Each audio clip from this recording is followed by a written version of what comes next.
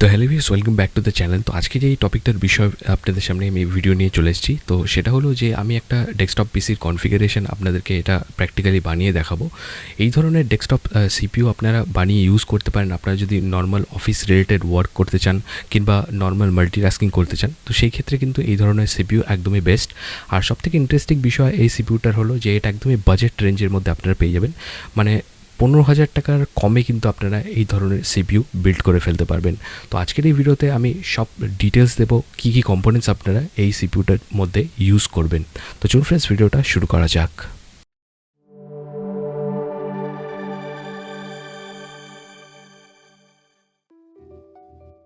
তো এই পিসি বিল্ডের জন্য যে প্রসেসরটা আমরা ইউজ করব সেটা হলো ইন্টেলের কোর i5 এর থার্ড জেনারেশন একটা প্রসেসর। এটা হলো ইন্টেলের i5 3570 একটা প্রসেসর, যেটার মধ্যে আপনারা 3.40 GHz স্পিড পেয়ে যাবেন। তো বন্ধুরা, সিপিইউ কুলার হিসাবে আমি এখানে ইউজ করছি ইন্টেলের একটা স্টক কুলার, যেটা কিন্তু এনাফ এই ধরনের প্রসেসরটাকে কুল ডাউন করে রাখার জন্য।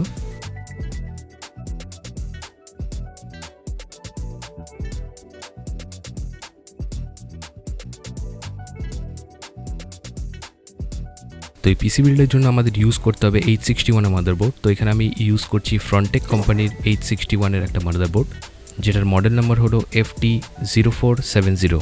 তো এই 861 এর মাদারবোর্ডটার মধ্যে কিন্তু আমরা LG এর 1155 সকেট দেখতে পাই। তো মাদারবোর্ড ছাড়াও এখানে একটা সাটা কেবল আমরা পেয়ে যাচ্ছি, একটা ড্রাইভার ইনস্টলেশন সিডি এবং একটি আইও শিল্ডও কিন্তু আমাদের ইন দ্য বক্স দেওয়া থাকে। তো এই হলো আমাদের মাদারবোর্ড। এটা কিন্তু খুবই কম্প্যাক্ট সাইজে আমরা এটা পেয়ে যাচ্ছি কোম্পানির তরফ থেকে। তো অনবোর্ড আমরা দুটো র্যাম স্লট দেখতে পেয়ে যাচ্ছি, যেটা কিন্তু DDR3 র্যামকে সাপোর্ট করে। আর আপনার ম্যাক্সিমাম 16 GB পর্যন্ত র্যাম লাগিয়ে ইউজ করতে পারবেন। এবং সারা ডিভাইসেসকে কানেক্ট করার জন্য এখানে 3টা SATA পোর্টও দেওয়া আছে। তো এই মাদারবোর্ডটার মধ্যে কিন্তু আমরা NVMe M.2 স্লটও দেখতে পেয়ে যাচ্ছি, যেখানে আপনারা NVMe SSDকে কানেক্ট করে ইউজ করতে পারবেন। আর গ্রাফিক্স কার্ড ইনস্টল করে ইউজ করার জন্য একটা PCI স্লটও আমরা পেয়ে যাচ্ছি এটার মধ্যে। ভিজুয়ালসের ক্ষেত্রে এখানে VGA পোর্ট আপনারা পেয়ে যাবেন, HDMI পোর্ট আপনারা পেয়ে যাবেন অনবোর্ড। আর 6টা USB পোর্ট আমরা এখানে পেয়ে যাচ্ছি, যেটা কিন্তু 2.0 USB-কে সাপোর্ট করে। একটা ল্যান্ড পোর্ট এবং অডিও আউটপুটও কিন্তু আমরা এখানে দেখতে পেয়ে যাচ্ছি।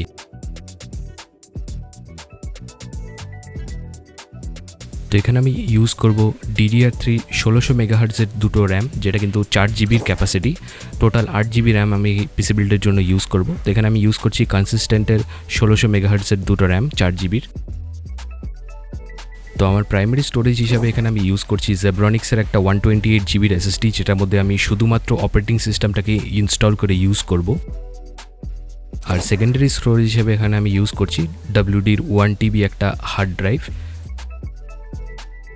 আর গ্রাফিক্সের ক্ষেত্রে এখানে আমি ইউজ করছি NVIDIA GeForceর GT710 এর একটা 2 GB ভার্সনের একটা গ্রাফিক্স কার্ড। তো এই কার্ডের ভিডিও আউটপুটের ক্ষেত্রে আপনারা এখানে পেয়ে যাচ্ছেন VGA, HDMI এবং DVI সাপোর্ট। তো চলুন এবার এই কম্পোনেন্টসগুলোকে আমরা চটপট ফিট করে নিই এবং তারপরে আমি আপনাদের দেখাবো এটার পারফরমেন্স টেস্ট, কেমন কি পারফরমেন্স আমরা এই কম্পিউটার থেকে পেয়ে যাচ্ছি।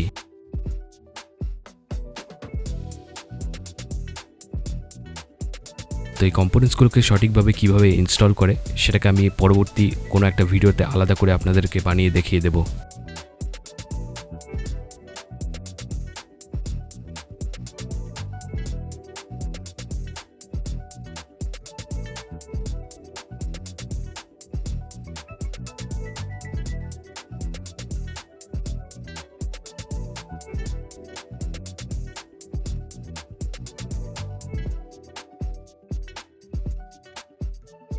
এই সব কম্পোনেন্টসকে কিন্তু আমি এই ক্যাবিনেটের ভিতরে ইনস্টল করে দিয়েছি।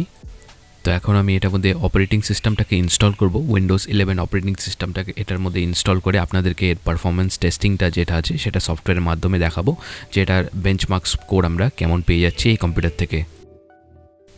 তো যেমনটা আপনারা দেখতে পাচ্ছেন, এই কম্পিউটারটা কিন্তু বুট হয়ে গেছে উইন্ডোজ 11 ইনস্টল করার পরে।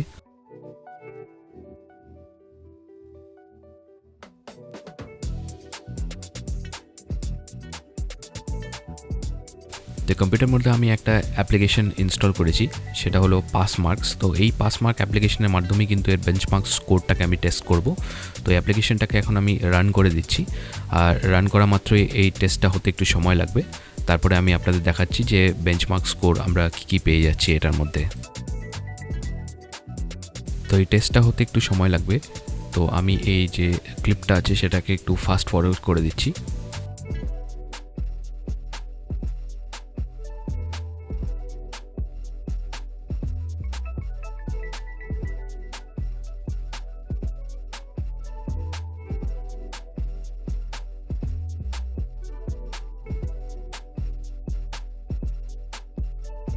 তো এই সিপিইউটার টোটাল বেঞ্চমার্ক স্কোর এখন আপনারা আপনাদের স্ক্রিনে দেখতে পাচ্ছেন। তো স্ক্রিনটাকে আপনারা একবার পজ করে দেখে নিতে পারেন কেমন কি ওভারঅল পারফরমেন্স আপনারা পেয়ে যাবেন এই সিপিইউটার মধ্যে থেকে।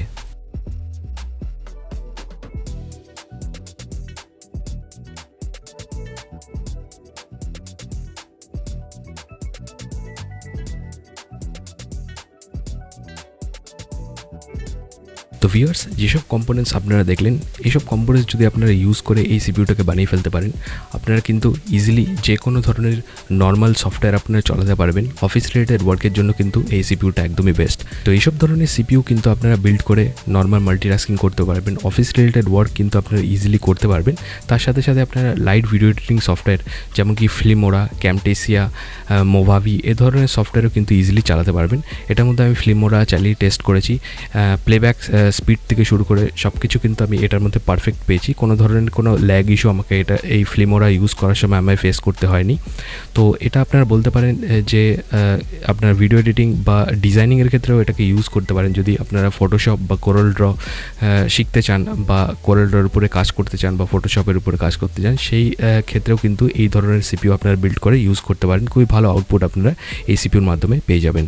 তো আশা করি এই ভিডিওটা আপনাদের ভালো লেগেছে। যদি ভালো লেগে থাকে তাহলে অবশ্যই ভিডিওতে লাইক করে দেবেন আর আমার চ্যানেলটিকে সাবস্ক্রাইব করে বেল আইকনকে প্রেস করতে একদমই ভুলবেন না, কেন কি এরকমই ধরনের নতুন টেকনোলজি রিলেটেড ভিডিওস নিয়ে কিন্তু আমি এই চ্যানেলে বারবার ভিডিওস আপলোড করতে থাকি।